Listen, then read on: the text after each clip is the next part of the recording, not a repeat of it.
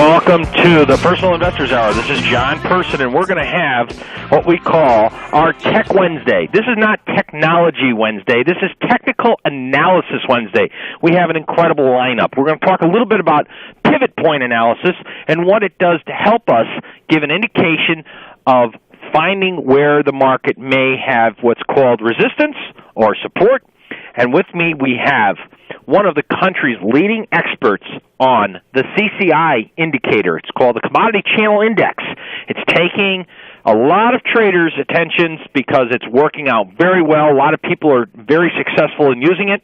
And the man who really didn't develop it but has brought it to the world's attention, his name is Ken Wood, otherwise known as Woody. And Woody has his own chat room on HotCom, and he does a fabulous job. And I've had Ken on many times on the show. I keep having him back on because he's an intriguing individual. He's not out for profit. His chat room is free. There's a charge through HotCom to get on it. But Ken Woody, has really done some great work. So we're going to talk a little bit about the CCI, and then, folks, we're bringing in some power heavyweights. Not that myself and Ken are not heavyweights, but we're bringing in some more heavyweights. We got John Bollinger, the famed market technician who developed Bollinger Bands, is coming on after that. And then to bring up the rears, if you have enough indicator talk, if you have pivot point talk, we need to share the limelight with Fibonacci. And so we're going to bring in Carolyn barodin and talk about Fibonacci and her work, which is very well respected, and a lot of people like Fibonacci, so I figured we could cover all the basics. So if you're a trader and if you're an investor and you want to learn how to apply these techniques in your trading, listen to tonight's show. So let's talk a little bit about pivot point. And what I want to talk about first off is that people use pivot point analysis, which the interesting part is that CCI uses a portion of the pivot point formula by taking the high, the low, the close of a particular time period. You divide it by 3, and you get what's called the typical price. Now, Woody is going to talk about that in just a moment. But with pivot point analysis, I call it the right side of the chart indicator. It gives me an idea what the potential high or what the potential low might be of a given market in a given time. Now, today in the stock market, you may hear that the market got walloped big time. We were looking good. We came out of the box. The market was going up. Let me explain about pivot points. Some people take pivot points and only apply them on a daily basis. They take yesterday's range, they apply the pivot point calculation, and it's only good for one day.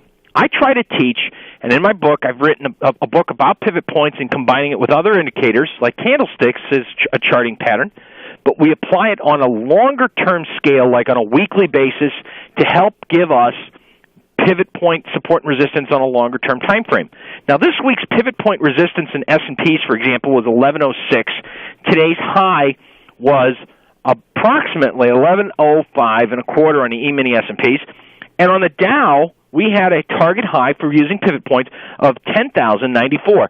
The high, folks, was 10,092. We're talking $2.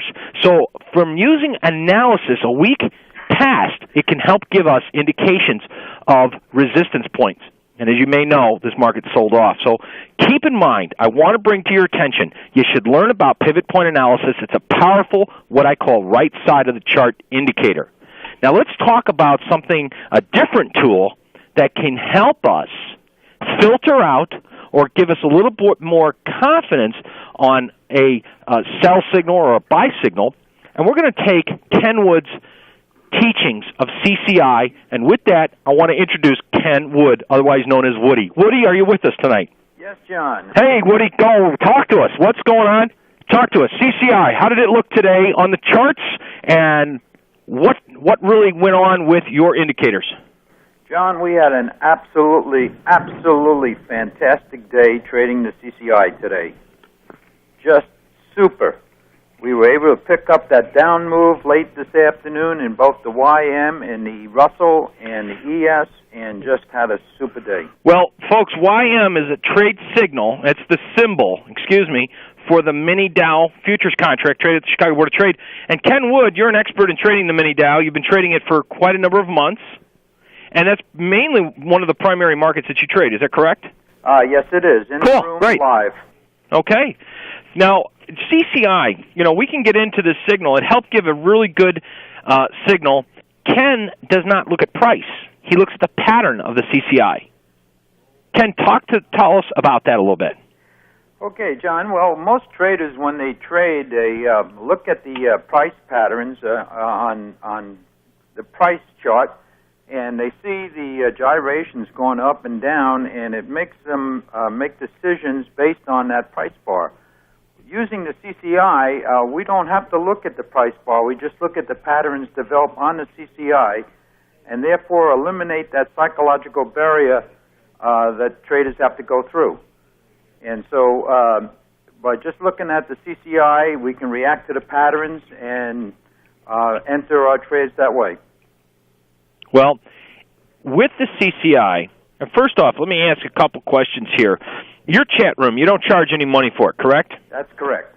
And if people want to go find you, and by the way, if you want information about this Commodity Channel Index, which is relatively new, Ken, when was it developed? Tell us a little history about it. In 1980 by Don Lambert. Okay, so it's been around for a little less than a quarter century. Correct. How did you discover it, Woody? Well, I worked with it when it first came out. There was an article written by Don Lambert in a commodities magazine, and a way he suggested it to be used. And, of course, for the last 25 years, that's what everybody's been saying, how to use it. I've been working with it for the last 10 or 12 years and developed these patterns on the CCI since then. And it's completely different than the way Don Lambert developed the CCI. Are you afraid that possibly if too many people identify what you see, it may not work anymore? No, John, I don't, because too many people in the world today with the onslaught of computers, they want to tweak it too much and have to have filters to filter things that don't need to be filtered. So, no, I don't worry about it. Good. Hey, Ken, when did you start sharing the secret, or reveal this pattern with others that you discovered? Well, about 7 years ago, I opened up a chat room for some traders that knew me, and I taught them to use the CCI, and with great success. And today, 7 years later, them 7 traders that were with me then are still with me and trading. Wow, amazing. That's great news. So you really share this news with others. You're pretty open about it, and you don't charge money for it. Why is that? Well, I look at it this way. I'm a trader. If I need to make money, I'll just trade more contracts as the CCI. I don't need to charge people money to make a living in this business. Wonderful. And you do some fabulous work, folks.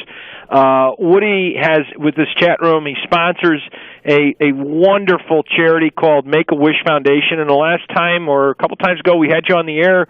If people made donations, I gave a free copy of the book out, so I think people should have enjoyed that. And you really do a lot of good charity work with, at least in your chat room and your community of investors, and I think that's very admirable. And, folks, if you're interested in learning more about CCI, you got to go see Ken Wood at WoodyCCIClub.com. Is that right, Woody? That's correct, John. Thank you. Hey, Woody, thanks for coming on. Folks, you got to go see Woody's CCI Club. That's WoodyCCIClub.com. Woody, thanks for being my friend. This is John Person. When we get back, I have my special guest, Mr. John Bollinger. So stay tuned, folks.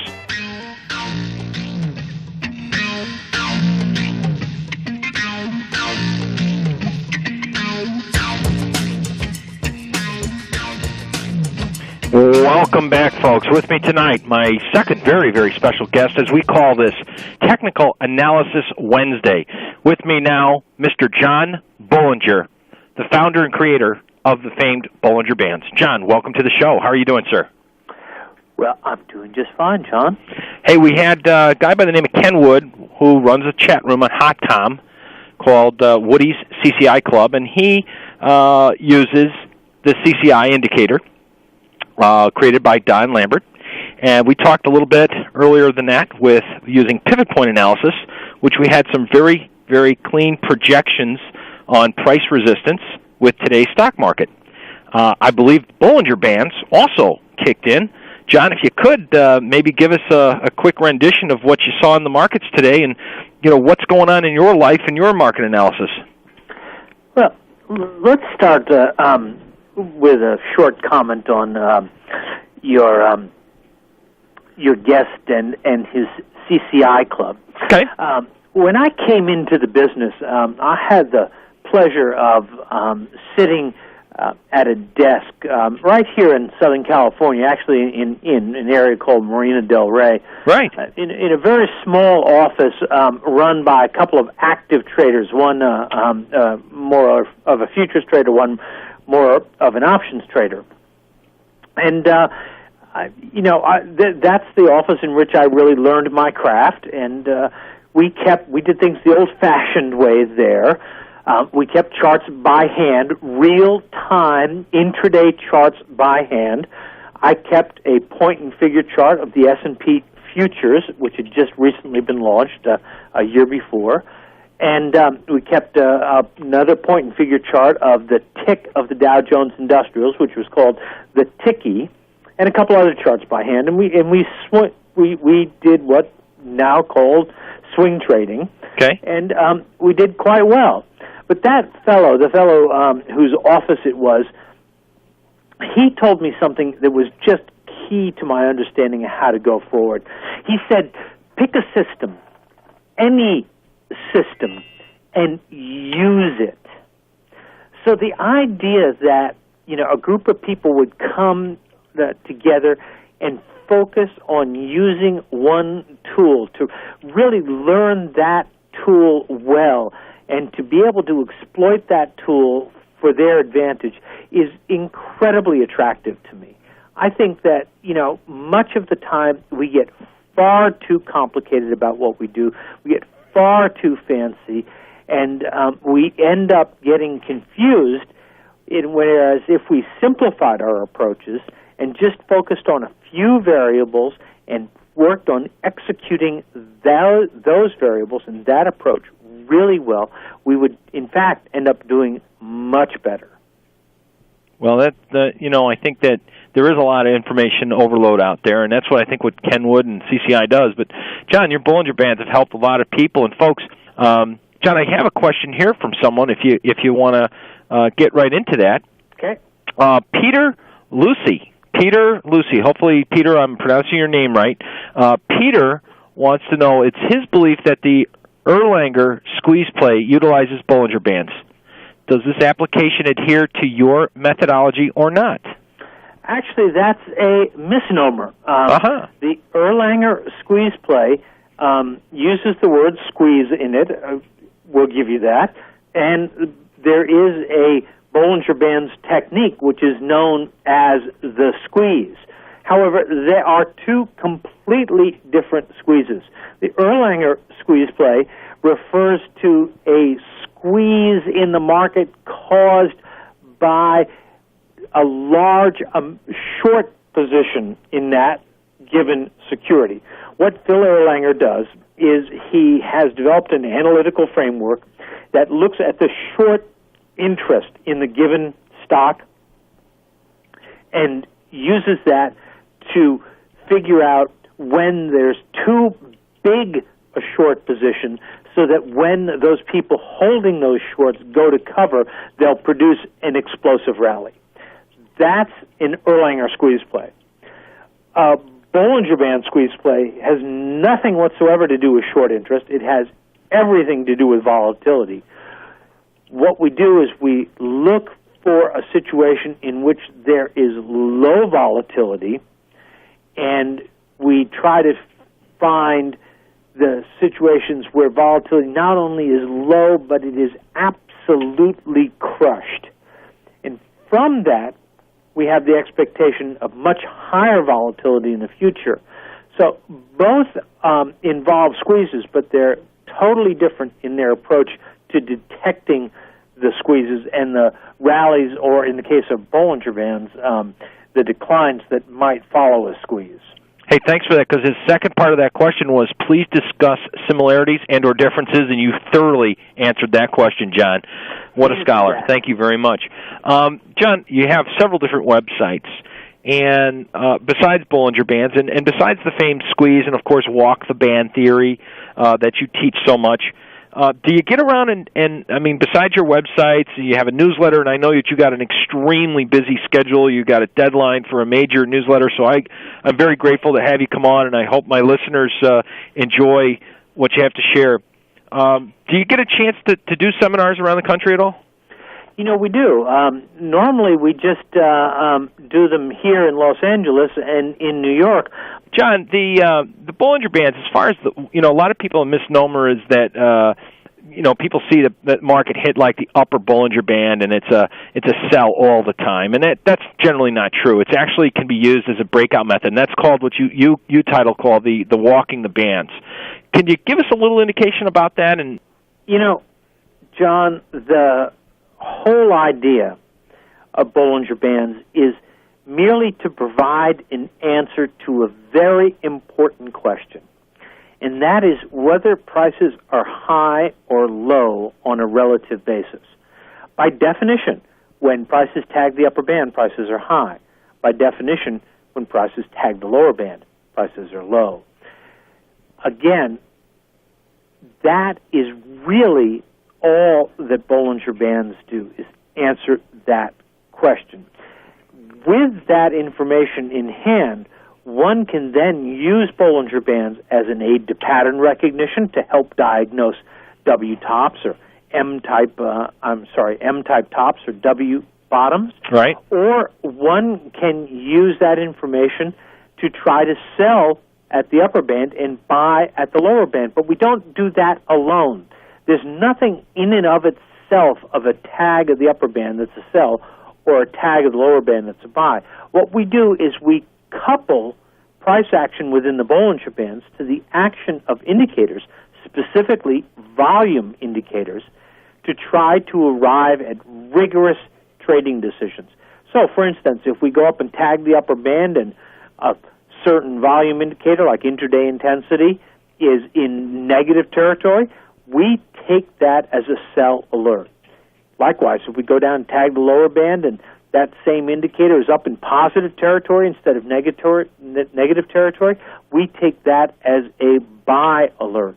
So Bollinger Bands are a decision framework that we couple with other indicators to get at rigorous trading decisions. And the whole name of the game here is to take emotion out of the trading process. Hey, that's great, John. Listen, we're out of time, and folks, if you want to learn how to get a hold of the master of Bollinger Bands, that's John Bollinger himself, go to his website, www.bollingerbands.com. John, thank you so much for spending time coming on our radio show. My pleasure, John, and say hi to Jim for me. All right, my friend. John, have a great week, my friend. Don't go away. We'll be right back with the Personal Investors Hour with John Person.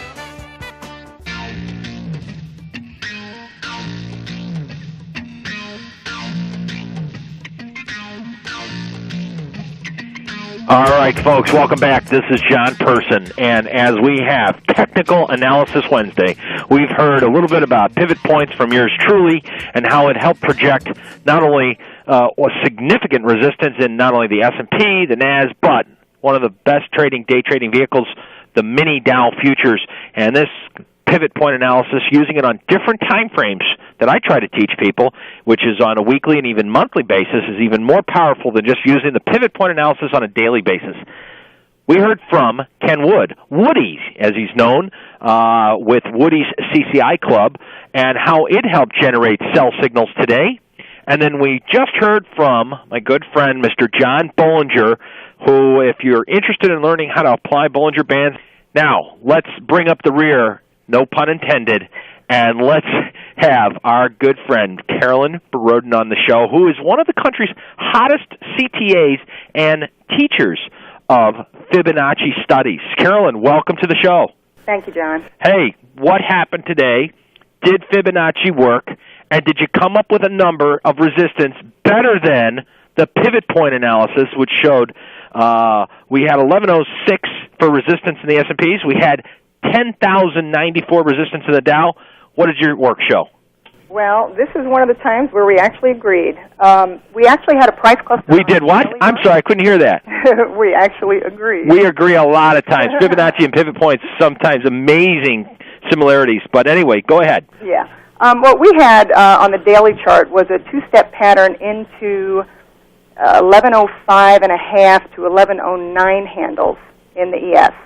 And that's what we had for resistance this morning after the gap opening. We had, it's a significant resistance, and it's something that people use, Fibonacci. They hear about it. How can they apply it in their trading strategies?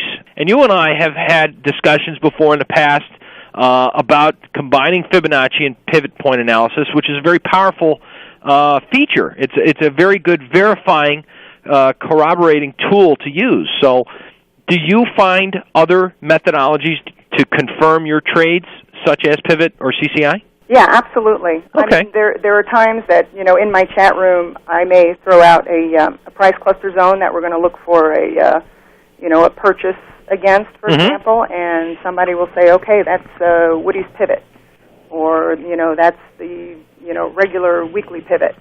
And they do coordinate very well. And then also, I use Woody's CCI for triggering entries against the price cluster zones that I create. All right, we got a couple words here that we're going to need to get some dictionaries out with, okay? First off, you got cluster, then you got triggering. So let's define cluster. Okay. A price cluster is the coincidence of at least 3 Fibonacci price relationships that come together within a relatively tight range. Okay, now wait right there, because you said 3. 3 is a Fibonacci number anyway, and we'll get into that in a minute, at least the Fibonacci series number. So is it 3? Could it be 2, or could it be 5? No, to be a cluster, it has to be 3 or more. 3 or more. Okay, that's a rule. So that's a good establishment there. So for a Fibonacci cluster, an area of support or resistance needs to be at least 3 different Fibonacci target levels, right? Yeah. Okay. And then what do you look for then? So that is your cluster. Right. Trigger. Discuss trigger with us. Yeah, we're looking for the price clusters, and obviously the best clusters work in the direction of the trend. Okay, there you and go. That will come with a concept called symmetry that we can go into a little bit later.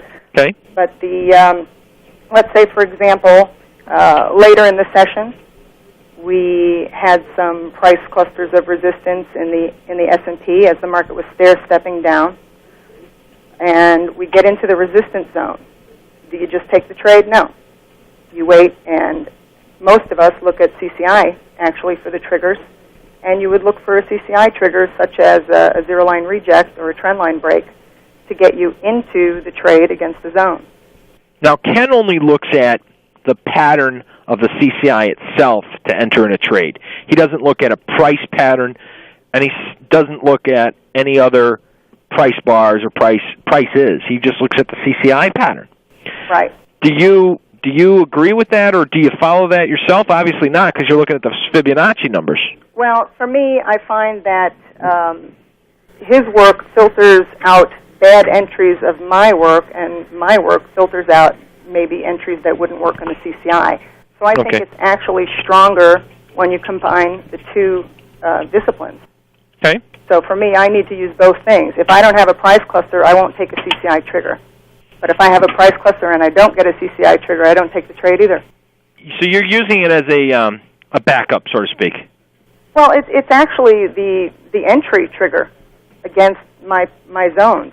I mean, in the past, we used other things such as, moving average crossovers, just maybe taking out a prior swing low or high on a lower time frame chart, things like that for triggers.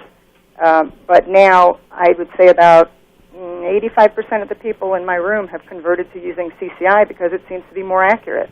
So they've gotten up. Now, a few moments ago, we had John Bollinger on the show. I don't know if you were able to listen in and listen to John and look at Bollinger Bands. But the difference between our work, Fibonacci deals with looking at corrections from different chart points, and pivot point analysis deals with looking at time frames, such as daily, weekly, and monthly, as I like to teach.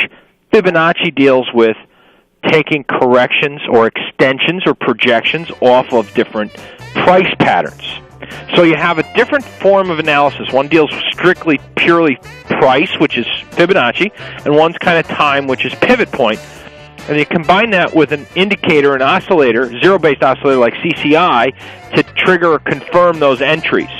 Folks, when we get back, we're going to talk more with Carolyn Barodin, who's been working with Fibonacci for over a decade, and she is one of the country's top-ranked Fibonacci experts. I love having her on the show. I'm very fortunate to have her. I've known Carolyn a long time, folks. We'll get into that in another show. Join me when we get back with our Fibonacci Queen expert.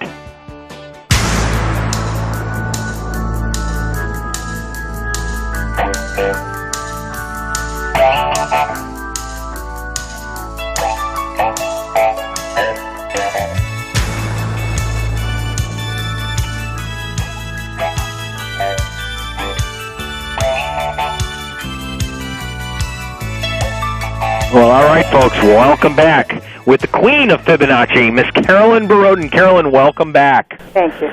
Yeah, you do a great job, and you help a lot of people, and you have a wonderful website, www.syncmt.com, syncmt.com, I believe, right? syncmt.com. SyncMT, Sync Market Timing. That's what the MT stands for, am I correct? Right.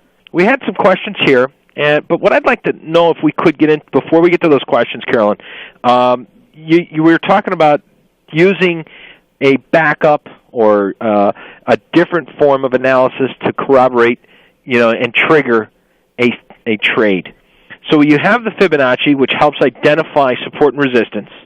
You use the trend to identify which way to go with the trend, and you've stated that if you have a cluster of support against an uptrend, the market pulls back to that, you want to be a buyer near that area, and then what actually triggers the action to enter that trade would be a crossover, a zero line, of CCI. That's your methodology, if I understand it right, correct?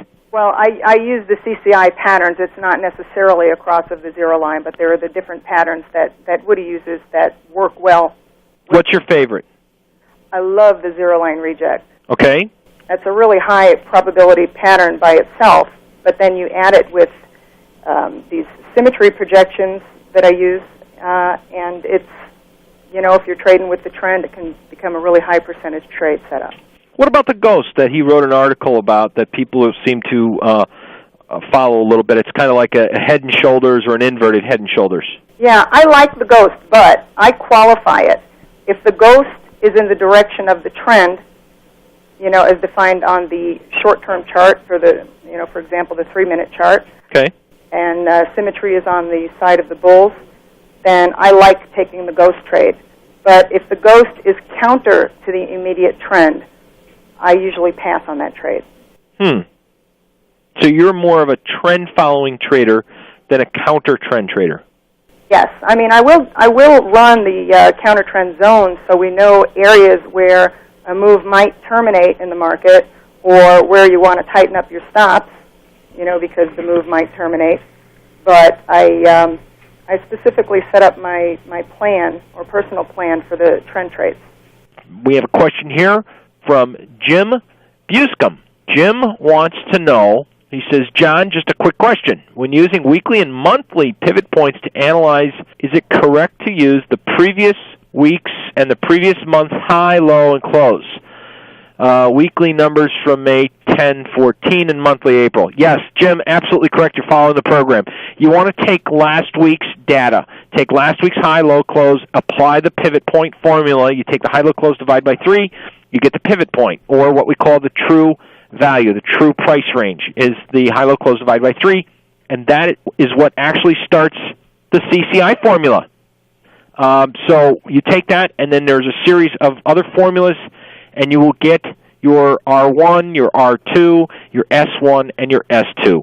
And coincidentally, for the record, the weekly R1 for S&Ps this week was 1106. The weekly resistance for the Dow was 10,094. And the weekly resistance in the NASDAQ was 1424. The high today in the Dow was 10,092. And so we were off by $2 little in the Dow. And the S&P, the high in the big guy, was 1105.60. We're talking 40 cents off of that number. And in the NASDAQ, resistance was 1424. Folks, the high was 1429, and we had a big sell-off in all three indices. So now with Fibonacci, we discussed that, as Carolyn says, we deal with price points, not time frames. So that's the difference. Carolyn, we're going to get to some more questions, but before we do, could you explain, first off, quick rendition, Fibonacci starts off with series numbers, and then the percentage retracements and where they derive from, because you really do a great job of explaining that. Yeah, I mean, I'm using the ratios derived from the Fibonacci number series. And there's a main ratio that shows up within this number series. The actual series is on my website if you want to take a peek there. But what we find is the golden ratio, or 0.618, as you go out to infinity within this number series. Okay, and what I mean by that is, let's say we've got 34 is one of the numbers, and then 55. Multiply 34 times 1.618, and you should get approximately 55, which is the next number in the series. And you can check any of the numbers against each other, and you'll see that 0.618 is the main ratio, or the golden ratio, within those numbers. Then you get the other numbers by, for example, 100% minus 618. You're going to get 382. You're going to get the ratio of 786 that I use, which is the square root of 618. You're going to get the 1.272 ratio that I use, as that's the square root of 1.618, and so on. And we just take, all these ratios, with the main ones being 382, 50%, 618, 786, 100%, 1.272, and 1618. Hey, Carolyn, hold on to that. Folks, when we get back, we're going to have Carolyn revisit this importance of the Fibonacci numbers and also the ratios. They're very important. You've heard about them, about 50% corrections. Carolyn just talked about the 618, the golden number. We're going to hear more about that, so listen carefully as we come back with Tech Wednesday, Technical Analysis Wednesday. Join me with my very special guest, Miss Carolyn Barodin. Well, all right, here we go. We're back with Carolyn Barodin. We were talking about the powerful ratio numbers. Carolyn, pick off where you left off, 618, I believe, the golden ratio number, and you were giving our listeners a little bit more insight on those ratio numbers. Go ahead. Right. We had, I gave you the list of ratios that I use mainly in my analysis. And what I'm doing is, I'll look at a particular chart, whether it's a daily or 45-minute or a 3-minute, and what I'm taking is key swing highs and lows, and then I'm measuring the high to low swings and low to high swings, and then I'm also measuring prior swings in the same direction. And when I'm doing that, though, I'm mostly focusing on prior corrections, because what that helps me do is that helps me enter in the direction of the immediate trend. Okay. We have a question for you here by Maria Reed. Maria wants to know, Fibonacci 50% correction, a good pullback to go long on moves. What does Carolyn say? Carolyn? I do not use the 50% retracement by itself. Again, I look for the clustering effect to occur, and if there's not a cluster, I don't take the trade. There is something you can watch, though. For example, if it does pull back to 50% on a daily chart, and it does hold, then I would go down to a 3-minute chart. If I see the pattern shift on the 3-minute chart, that tells me that that 50% retracement is going to hold on the daily, then I will have an entry. I'll be able to set up an entry. All right. Well, we have a question from Josh, and I've got, because his subject matter is, his email and the subject line is amusing. Josh, yes, I'm going to pick you. Josh doesn't have a Fibonacci question, Carolyn, but I think we can help him out. Okay. Looks like he's a leftover Kenwood Woody CCI potential fan. He wants to know, what makes the CCI a leading indicator, and does that mean that other indicators like MACD and stochastics don't lead? Well, MACD, first off, Josh, is a lagging indicator at times because it deals with moving averages. Stochastics can lead. What makes CCI a leading indicator based on its formula? Is it maybe a leading indicator because not many people have exploited it yet? Well, Carolyn, I don't think that's the reason. What do you say? To be honest with you, I really don't know why it works so well. I just know why it works. I don't think that it's necessarily going to change the more people that use it. I mean, there's 500 people in Woody's room that use it every day, and it really hasn't hurt the effectiveness of it. The CCI takes, like we were saying earlier in the show, the true price, which is the high-low close divide by 3, which is the beginning of which is the pivot point, really. Mm-hmm. The CCI is a little bit intriguing because there's a couple people that have come out with different methodologies of trading the CCI, and Ken Woody is virtually one of the first ones and probably the most famed one that has come out with exploiting it and really helping people use it. But the CCI values, it generally works as an oscillator, like an overbought, oversold. It really has no real value. Values can go as high or low as infinity, but generally anything over 100 generates sell signals, and anything under a negative 100 generates buy signals. And there's more to it than that, folks. But if, Josh, you want more information on CCI, go visit Carolyn Barodin's website, which is syncmt.com. And Carolyn, you work with the CCI in conjunction with Fibonacci. So, Josh, you'll be able to get a lot of help from Carolyn with that. Carolyn, am I right? Yeah, and also there are some classes that are archived on both Woody's site and my own. So there's links on Woody's site where I specifically did a presentation that coordinated the Fibonacci clusters with the CCI triggers. And then there's also some similar presentations on my website that go over the basics of my work. Okay. Well, that's great. Carolyn, there's just so many things to talk about, so little time. Fibonacci is one of those subject matters that is intriguing so many people. I just want to summarize for the listeners.